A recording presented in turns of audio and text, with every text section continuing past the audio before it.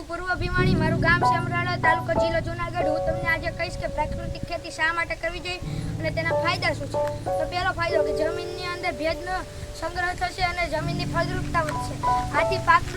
આથી જમીનનું ઉત્પાદન વધુ થશે.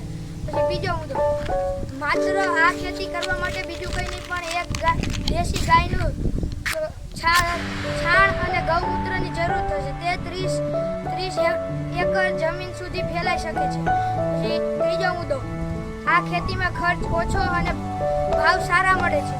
ચોથો મુદ્દો, આ ખેતીમાં વીજળી અને પાણીની બચત થશે અને અમુક જીવજંતુઓનું સંરક્ષણ થશે. પાંચમો મુદ્દો, હું એમ કહું છું કે આપણું ગામ અને દેશ પ્રાકૃતિક ખેતી કરીએ અને આપણે સ્વાવલંબી બનીએ.